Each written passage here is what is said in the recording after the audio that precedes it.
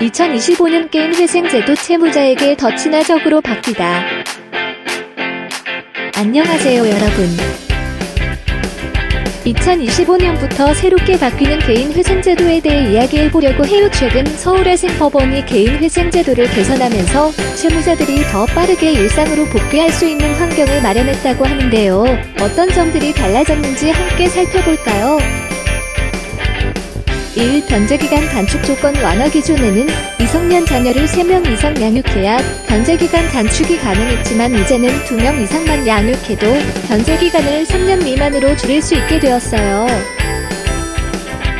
이 변화는 저소득 가구일수록 양육비 부담이 크다는 점을 반영한 결과인데요. 그동안 3명 이상 조건을 충족하기 어려워 혜택을 받지 못했던 분들에게는 정말 반가운 소식이 아닐 수 없겠죠.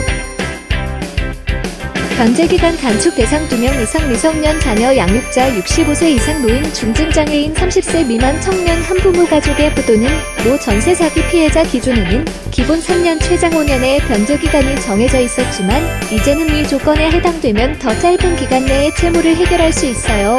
이 경제적으로 자립하지 못한 성년 자녀도 부양가족 인정. 그동안은 미성년 자녀만 부양가족으로 인정됐었는데요. 이번 개정으로 인해 경제적으로 자립하지 못한 성년 자녀도 부양가족으로 인정받을 수 있게 되었답니다. 특히 대학생 자녀나 취업 준비 중인 청년들은 학비와 생활비 부담이 크잖아요.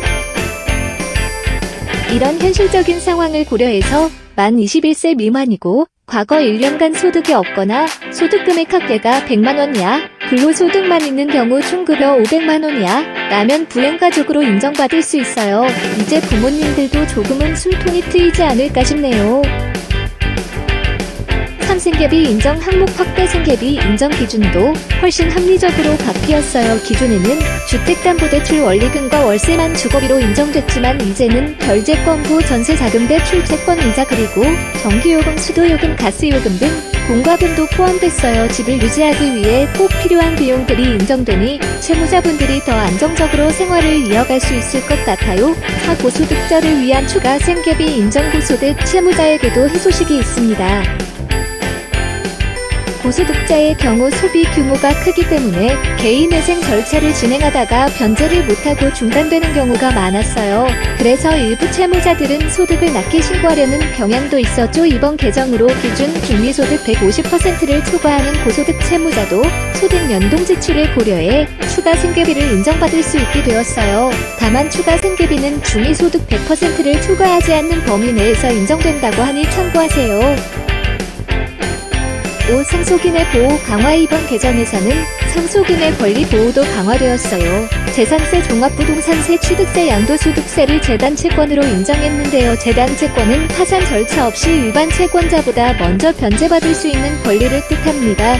상속인의 한정 승인 제도를 고려한 조치로 상속 과정에서 발생할 수 있는 부담을 줄여주는 역할을 할 것으로 보입니다. 마무리하며 이번 개인회생제도 개정은 채무자의 실질적인 회복을 돕기 위한 방향으로 이루어졌습니다. 특히 양육비 부담 완화, 생계비 인정 범위 확대되는 많은 분들에게 큰 도움이 될 것으로 기대되는데요.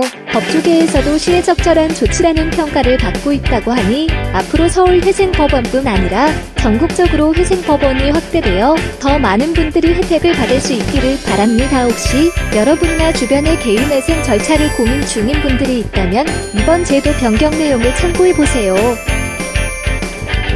조금 더 가벼운 마음으로 새로운 시작을 준비할 수 있을 거예요. 더 궁금하신 점이나 도움드릴 일이 있으면 언제든지 문의주세요. 그럼 오늘도 좋은 하루 느낌표.